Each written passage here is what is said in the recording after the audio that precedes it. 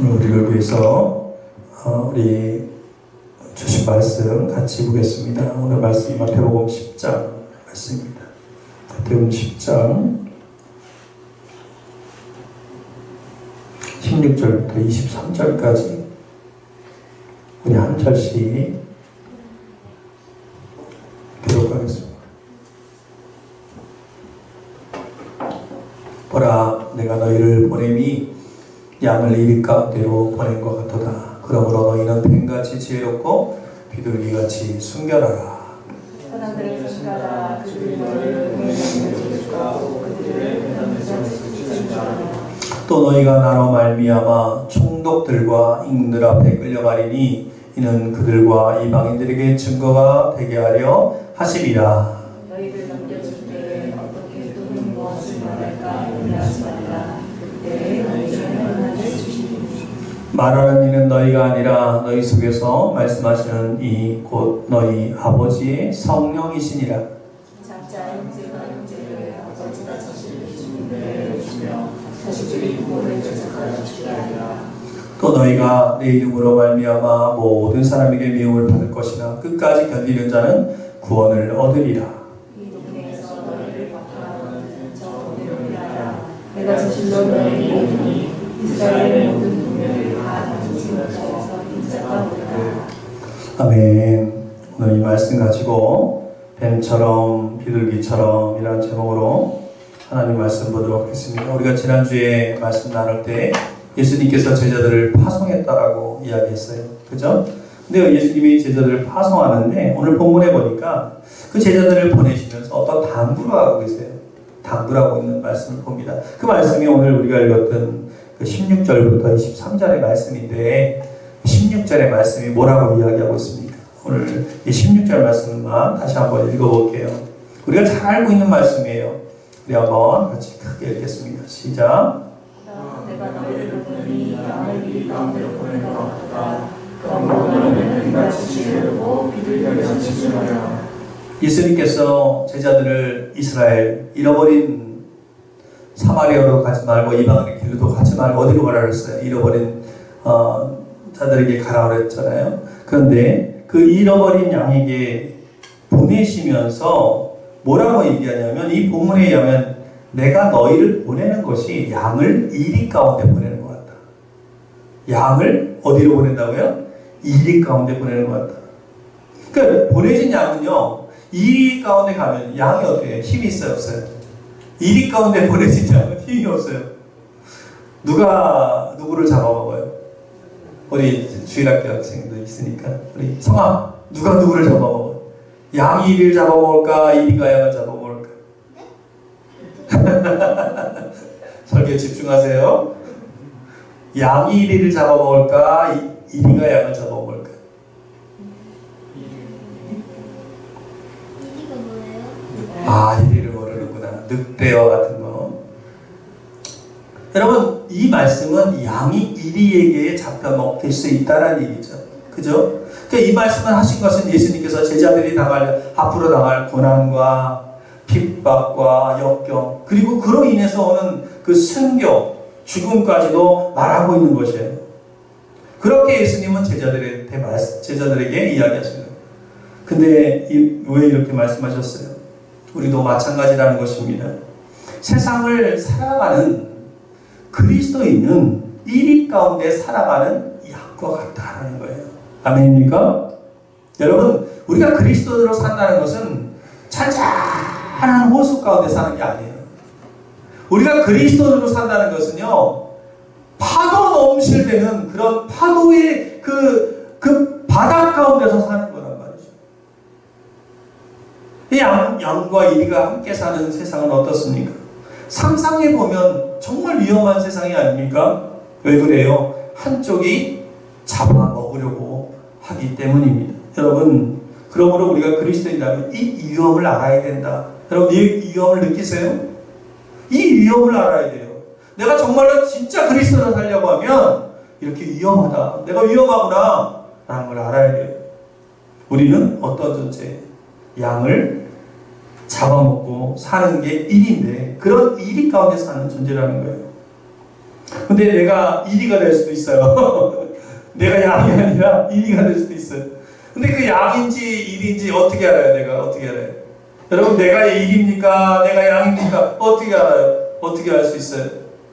내가 다른 사람을 잡아먹고 살려고 하는 그런 욕망에 사로잡혀 살고 있으면 뭐가 되는 거예요? 1위가 되는 거예요. 근데 겸손한 마음으로 다른 사람을 섬기려고 하려면 어떤 자가 되는 거예요? 양이 되는 것입니다. 그러므로 우리는 1위 가운데 있기 때문에 주님이 말씀하신 것처럼 어떻게 해야 돼요? 세상을 이겨야 되는 것입니다. 아멘입니까? 예수님이 요한복음에서 얘기해서 세상을 이겨라. 세상을 이겨라. 내가 세상을 이긴 것처럼 너희도 이겨라. 아멘입니까? 이기라는 거예요. 그러니까요, 1위가 아무리 들끓어도 양으로 살아가는 자가 그리스도이다. 이것을 먼저 우리가 알아야 된다는 것입니다. 그래서 1위의 세상에서 우리가 살려면 어떤 삶의 태도를 가져야 할까? 오늘 본문이 이야기하고 있어요. 오늘 본문 다시 16절 뭐라고 이야기하고 있어요? 후반부 그러므로부터 한번 다시 읽어볼게요. 시작. 이 말씀을 보면 무슨 얘기예요? 예수님 말씀하시는데 뱀에 뭐가 있어야 된대요? 지혜가 있고 또 비둘기에 순결함이 있어야 한다.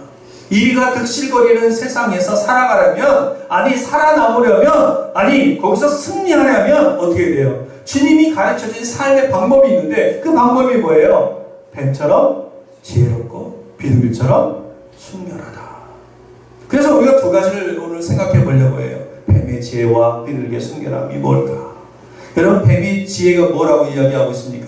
17절, 18절에서 이야기하고 있어요. 우리 한번 크게 읽어볼게요. 17절, 18절 시작. 사람들을 손가락 그들이 너희를 공중에 넘겨주겠고 그들을 위하는 값을 치르라. 또 너희가 나로 말미암아 중국들과 인민들한테 흘려보니 이는 그들과 이방인들에게 증거가 되리라 하시나. 여러분, 보통 어떻습니까? 보통 순진하면요 사람을 쉽게 믿어요. 그죠?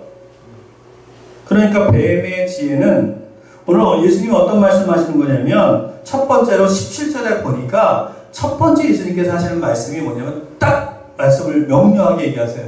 사람들을 삼가라. 사람들을 삼가라. 그러니까 예수님이 말씀하시는 지혜는 뭐냐면 사람들을 조심하는 지혜예요. 자, 이 말이 어떤 말인가? 주님은 사람을 조심하라고 지금 이야기하고 있어요. 여러분, 사람이, 여러분 질문 한번 해볼게요. 사람 믿을 수 있는 존재 아니에요?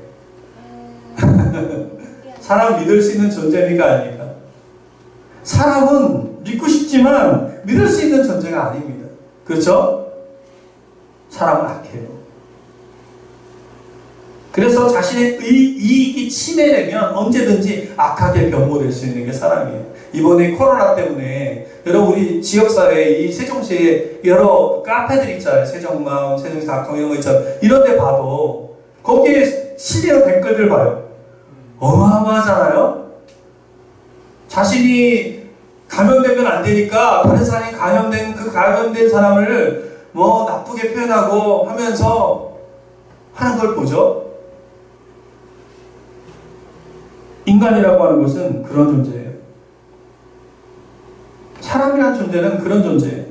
여러분, 저 사람이 진실한지 가짜인지 우리가 언제 어떻게 알 수 있어요? 고난의 상황이 닥쳐보면 알 수 있어요. 그때 진짜 모습이 나오는 거예요. 고난의 상황에 닥쳐보면 진짜라면 그 고난 가운데서도 선할 것이고 가짜라면 그 고난 가운데서 악한 모습이 나올 거라는 거예요. 사랑하는 성도 여러분. 그래서 고린도전서에 보면 뭐라고 이야기했냐면 이 바울이 한 얘기인데 이런 얘기를 했어요. 하나님의 나라는 말에 있지 아니하고 오직 능력에 있다. 아멘? 능력에 있는 거예요. 능력에 있는 거예요. 여러분, 우리가 말로 신앙생활 할 수 있어요. 말로 하나님 감사합니다. 하나님 믿습니다. 내가 이렇게 살겠습니다. 그러나 그 고난의 상황에서 어떻게 살아가느냐, 그것은 능력으로 나타나는 거예요. 아멘입니까? 오늘 본문에 보면 21절, 22절에 뭐라고 이야기해요? 고난의 상황을 이야기해요. 어떤 고난의 상황을 이야기하냐면 21절만 한번 먼저 볼게요. 같이 한번 크게 읽어볼게요. 시작. 형제가 인재를 자신들을 지켜 자신들의 눈을 조져서 죽게 하리라. 여기 말씀에 보면 가족에 대한 이야기가 나와요. 여러분, 우리가 조심할 대상, 그러니까 삼가라고 했잖아요. 조심하라고 했잖아요. 이 조심할 대상을 찾는다면 가장 먼저 조심할 대상을 찾아야 될 대상이 어디예요? 가족이에요. 가족. 오늘 본문이 뭐라고 이야기했어요? 형제가 형제를, 아버지와 자식이, 그리고 자식들이 부모를 이렇게 얘기하고 있잖아요. 여러분 어떻습니까? 가족들과 항상 사랑만 해요? 서로 미워하는 건 없습니까? 미워하는 거 없어요? 살다 보면 정말 쳐다보기 싫을 때가 있어요. 제가 그래요, 제가. 그럴 때 있어요. 여러분 요즘 인기 있는 드라마가 있어요. 뭐가 있어요? 부부의 세계. 들어보셨어요? 예.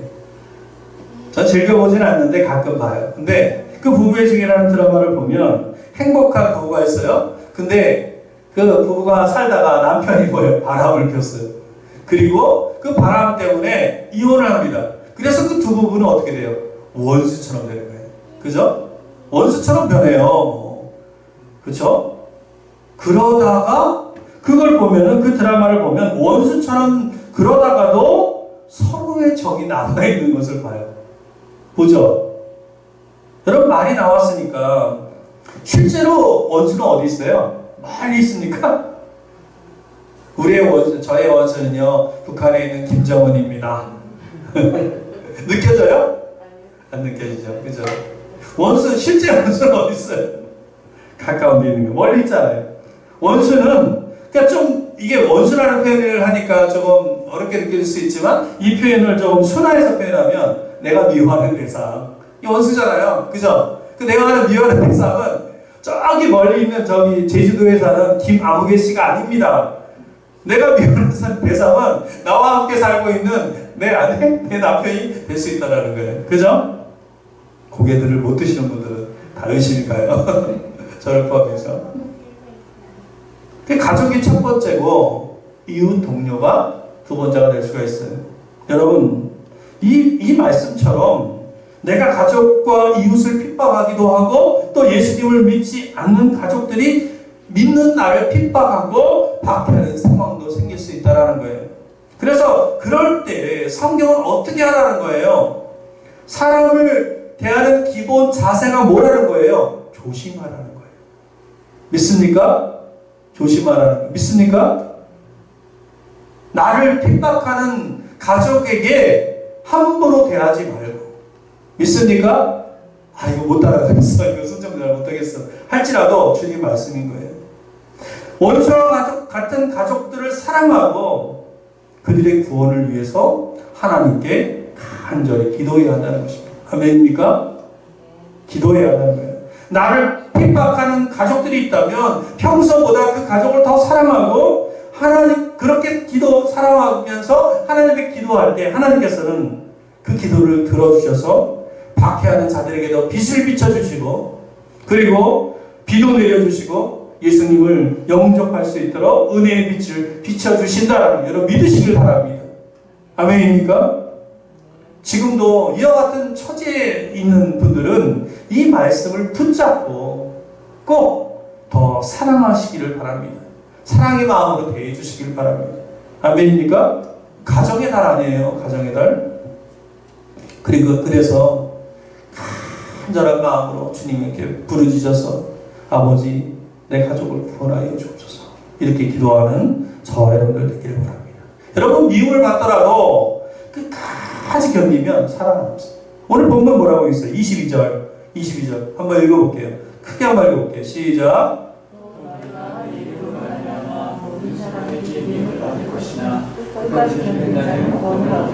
아멘입니까?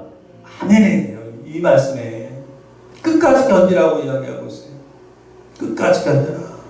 그러면 끝까지 견디는 자는 구원받는 거예요. 믿습니까? 내가 용서할 수 없는 대상이 있을 수 있어요. 근데 용서해야 돼요. 왜 용서해야 되는지 아세요? 내가 용서하지 않으면 내가 용서 못 받아요. 누구에게? 하나님에게. 우리 주기도문 할 때 어떻게 해요? 내가 용서한 것 같이 하나님 나를 용서해 주소서 이렇게 기도하잖아요. 내가 용서하지 못하는 대상이 있는데 그 대상을 난 죽어도 용서 못하겠어라고 하면 내가 하나님께 용서 못 받는다니까요. 그러므로 용서해야 돼요. 그게 누구라 할지라도. 믿습니까? 제가 그래서 우리 아내를 용서하는 거예요. 아, 정말 그런 생각 들 때가 있어요. 정말 사랑하지만 쳐다보기 싫을 때가 있잖아요. 그럴 때 용서해야겠다는 마음을 주시고 하나님이 그 마음을 주시는 거예요. 오늘 본문 22절에 보면 21절에 보면 그렇게 이야기하고 있어요. 21절 말씀을 다시 한번 보면 우리가 아멘. 예. 다른 본문을 봤네. 예. 그래서 우리가 끝까지 견뎌야 될 줄 믿습니다. 그게 뱀의 지혜인 거예요. 조심하는 거. 그리고 두 번째가 뭐냐면 비둘기의 순결함을 가지라고 말씀하세요. 16절에 보면 뭐라고 이야기하고 있어요? 뱀처럼 지혜롭고 비둘기같이 순결하라. 여러분들 이 순결에 대해 생각해 보셨습니까? 19절 오늘 본문에 보면 19절 20절에 보면 뭐라고 이야기하고 있어요? 우리 한번 크게 읽어볼게요. 시작. 그때 너에게 할 말을 주시니 말하는 이는 너희가 아니라 너희 스스로 말씀하시니 곧 너희 아버지의 성령이시라. 이 말씀에 보면 제자들한테 예수님께서 얘기하실 때 너희가 세상에 나가면 고난이 없을 거야. 내가 너희 권능을 다 주니 이렇게 얘기 안 하셨다는 거예요. 지금 말씀의 본문에 의하면 제자들한테 얘기하는 예수님의 의도는 뭐냐면 너희가 세상에 나가면 고난이 있을 거다 없을 거다? 있을 거다라는 거예요. 고난이 없을 것이다 이렇게 말씀하지 않으셨어요. 고난은 당연히 있다. 고난이 있는 거다. 그리고 너희가 이 말씀에 의하면 공의에 넘겨지게 될 것이다. 그런데 공의에 넘겨질 때에 너희가 무슨 말을 할지 생각하지 말라 생각하라 생각하지 말라라는 거예요. 왜? 성령께서 할 말을 생각나게 해주시기 때문에 라는 거예요. 그래서 오늘 이 순결에 대해 생각해 볼 때 우리가 이 순결함이라고 하는 것은 순결한 믿음을 이야기하는 것인데 이 순결한 믿음이라는 건 뭘 얘기해요? 이 순결한 믿음이란 순진한 믿음이 아닌 거예요. 순진한 믿음이 아니라 순결한 믿음이란 성령의 역사하심을 믿는 믿음인 거예요. 믿습니까? 다시 말하면 내 뜻이 들어가지 않은 순결이라는 말이 뭐예요? 순정이라는 말이에요. 이해하시겠죠? 내 뜻이 들어가지 않은 성령님의 뜻, 100% 성령님의 뜻에 순종하는 믿음. 믿습니까? 그러니까 제자들은 나가서 공에 붙잡히면 걱정할 수 있잖아요. 이러다 우리 죽는 거 아니야? 우리가 얼마나 큰 고통을 당하면서 죽을까? 걱정하지 말라는 거예요. 왜?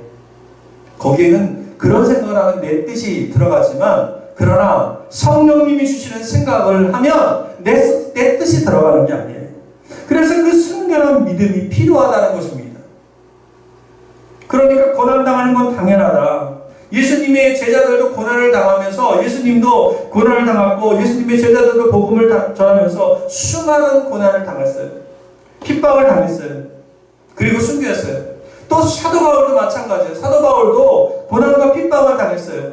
이 고린도후서 11장에 보니까 제가 너무 길길래 굉장히 긴데 아주 짧은 내용만 한번 이렇게 찾아가 왔어요. 그 내용 굉장히 깁니다. 근데 그 짧은 내용만 우리 한번 읽어볼게요.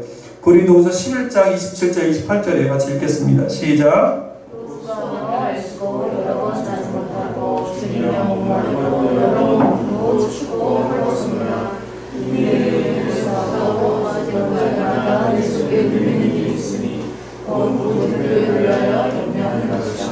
여러분 이 말씀에 보면 사도 바울이 얼마나 큰 고난을 당했어요? 여러 번 자지도 못하고 찾지 못하는 그 모험 때문에 줄인다는 말이 뭐예요? 굶주렸다는 거잖아요. 목마르고 물이 없어서 고통하고 굶고 춥고 헐벗고 이 외에도 굉장히 많습니다. 사도 바울이 이렇게 고난을 당했는데 우리가 이 바울만큼 고난을 당합니까? 바울만큼 고난을 당해요? 그러면서도 바울은 뭘 생각하고 있다고 했어요? 교회를 생각했대요. 내 속에 눌리는 일이 있다. 눌린다는 게 뭐예요? 마음속에 떠나지 않는 게 있는 거예요. 그게 뭐예요? 교회를 생각하는, 교회를 염려하는 거예요. 여러분, 우리가 그렇게 고난을 당합니까? 고난을 당하면서도 교회를 생각합니까? 영혼을 생각해요. 영혼을 생각하는 거잖아요. 그렇죠?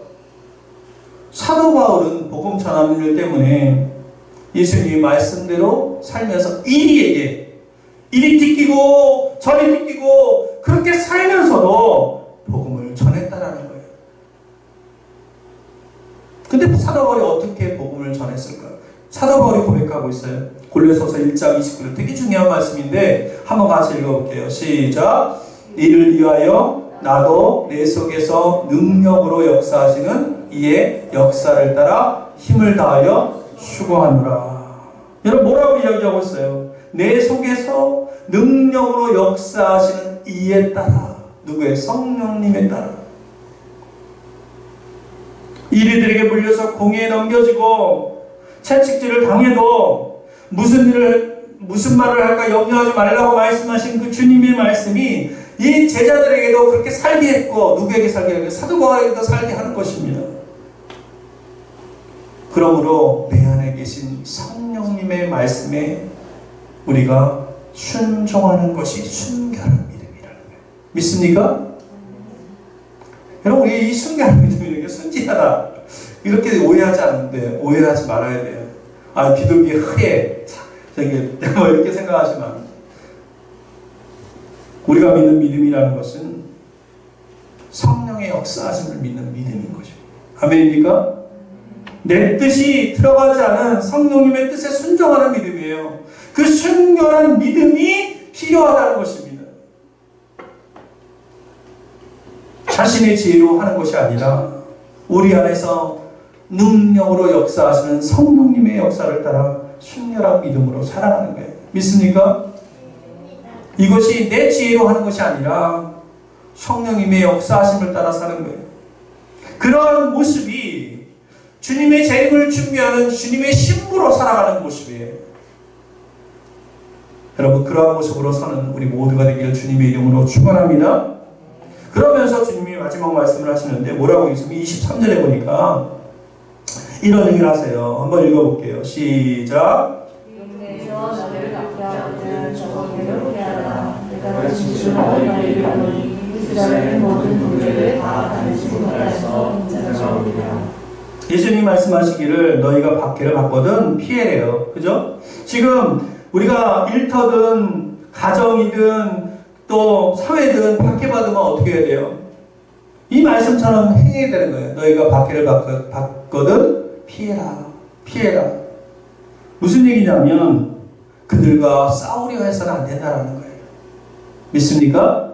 내가 그들과 싸워서 이기려 하려고 해서는 안 된다는 거예요. 이기려 하지 말고 피해야 된다는 것입니다. 요셉처럼 피해야 돼요. 그죠? 박해를 주려고 하는 그 상황에서 피해야 되는 것입니다. 박해를 받아서 박해를 받는 그 상황에서 그 박해를 주는 사람과 싸우려 해서 이기려 하면 안 된다는 거예요. 그리스도인은 그렇게 살 수 있는 게 아니에요. 그렇게 만약에 산다는 것은 양의 삶이 아니라 누구의 삶이에요? 이리의 삶이다. 이리의 삶이다. 그래서 우리 신앙이 나오는 것은 뭐예요?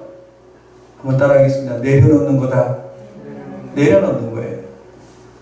싸우고자 해서 이기고자 하는 삶을 내려놓는 거예요. 내 안에서 포기하는 것입니다. 예수님께서 그러면서 뭐라고 얘기하셨냐면 이 말씀에 보면 내가 진실로, 여러분 예수님이 진실이라는 표현을 쓸 때는 모든 말씀이 다 진실이 있지만 강조하는 거예요. 강조하시는 거예요. 뭐라고 강조하시면 너희에게 이르노니 이스라엘의 모든 동네를 다니지 못하여서 인자가 오리라. 다 다니지 못하여서 인자가 오리라. 여러분 이 말씀이 무슨 말씀인지 아세요? 이 말씀은요, 모든 예수님의 제자들, 누가 제자예요? 예수님의 제자, 사도들, 그죠? 또 누가 제자예요? 우리가 제자예요, 그죠? 사도가 제자를 낳고, 제자가 또 제자를 낳고, 제자가 또 제자를 낳는, 그죠? 그 제자들이 모든 말씀을 가지고 다니고 다녀야 또 유대인들이 돌아와야 안 돌아와요? 지금 보니까 이 말씀에 의하면 이스라엘의 모든 동네를 다 다니지 못하여서 인자가 오리라. 그런 말씀 뭐냐면 그렇게 복음을 전하는데도 유대인들은 회개하지 않는다는 거예요. 여러분 지금 유대인들이 회개했어요, 안 했어요? 회개하지 않았어요. 지금 유대인들은 지금도 예수님을 메시아로 부인해, 메시아로서 받아들이질 않아요. 유대인들이 회개하지 않는 상태에서, 물론 일부 유대인들이 돌아와요. 메시아닉, 그죠?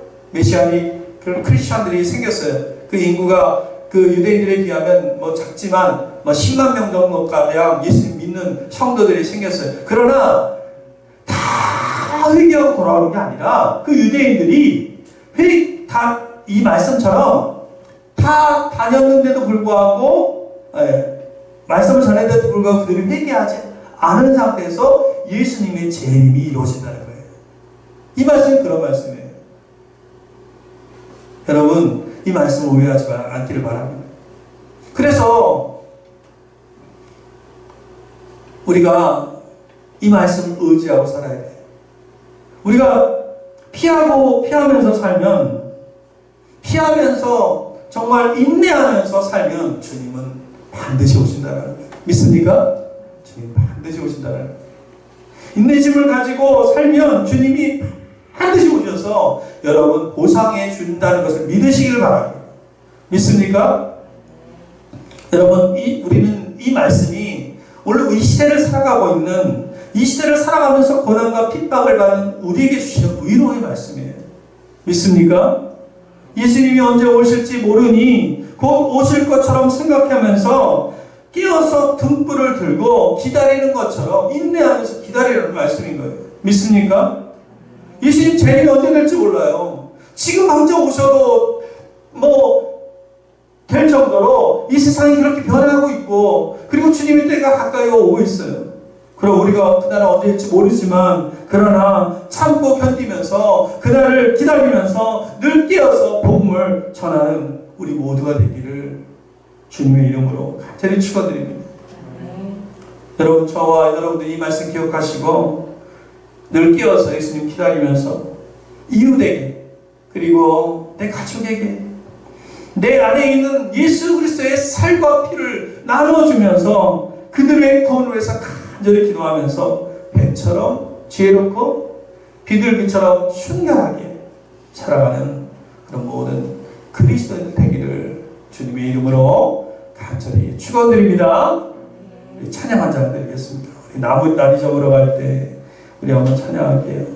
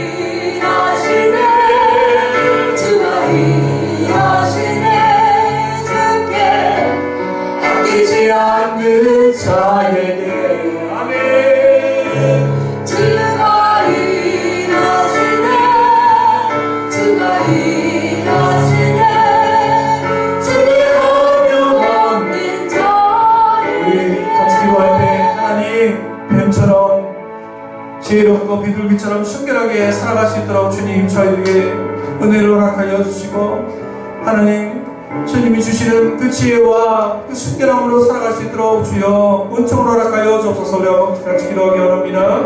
기도하겠습니다. 하나님 우리를 부르시고 하나님 우리의 음성을 들으시고 하나님 우리의 음침을 들으셔서 하나님 우리가 경험할 때마다 우리 입술로 고백하지만 아버지의 입으로 살아가는 것이 아니라 하나님의 입으로 살아가게 하시고 하나님의 능력으로 살아가게 하시고 하나님이 주시는 능력 가운데 살 수 있게 하시고 깨어있는 성도 되어서 주님의 재림을 준비할 수 있는 자 되게 하여 주시고 깨어있는 뿔을 들고 기다리는 부자처럼 신부처럼 살아갈 수 있게 하시옵소서. 주여 저희들 아버지 뜨거운 마음을 허락하여 주시고 주님 사랑하는 마음을 허락하여 주시고 우리가 사랑을 조심하고 또 하나님 내가 아버지 조심하는 믿음을 가지고 살 수 있게 인도하여 주시옵소서. 하나님 내 뜻에 따라 살아가는 자들이 아니라 성령님의 뜻에 따라 순종할 수 있는 하나님의 자녀로 살 수 있게 하시고 하나님 아버지 주님 아버지 끝까지 견디면서 그날을 기다리면서 복을 찾아는 저희들 될 수 있도록 주여 축복하여 주시옵소서. 아버지 이 말씀 기억하고 살아갈 수 있게 하시고 이 말씀 들고 깨어서 등불을 들고 아버지 빛을 비출 수 있게 하시고 내가 빛을 비출 수 있는 작은 예수가 될 수 있게 하시고 아버지 넓은 길에 헤맬 때마다 좁은 길로 가자고 아버지 우리가 강력할 수 있는 자를 되게 하시고 아버지 그렇게 하나님 부르짖는데 우리 가족도 구원되고 우리 이웃도 구원되고 우리 사회도 구원되고 아버지 내가 알고 있는 영혼들도 구원되고 아버지 형제들도 구원되고 주 앞에 나올 수 있음을 고백할 수 있도록 주여 우리가 아버지 이렇게 지혜롭고 순결할 수 있도록 그렇게 살 수 있도록 주여 은혜를 허락하여 주시옵소서. 주님 우리의 생각은 어리석어서 하나님의 뜻과 하나님의 생각같이 못합니다. 주여 저희를 연약한 저희들을 긍휼히 여겨 주셔서 하나님의 뜻 가운데 행할 수 있도록 주여 저희를 인도하여 주시옵소서. 그리하여서 뱀처럼 지혜롭고 비둘기처럼 순결해서 내 뜻, 내 생각 고집하는 것이 아니라 성령님의 뜻에 따라 행할 수 있는 그런 그리스도인들로 설 수 있도록 인도하여 주시옵소서. 지금은 우리 주 예수 그리스도의 은혜와 하나님의 그 크신 사랑하심과 성령의 충만 동행 내주 역사하심이 여기 모인 사랑하는 성도의 삶과 가정과 일터와 교회 위에 영원히 함께하기를 간절히 축원하옵나이다. 아멘.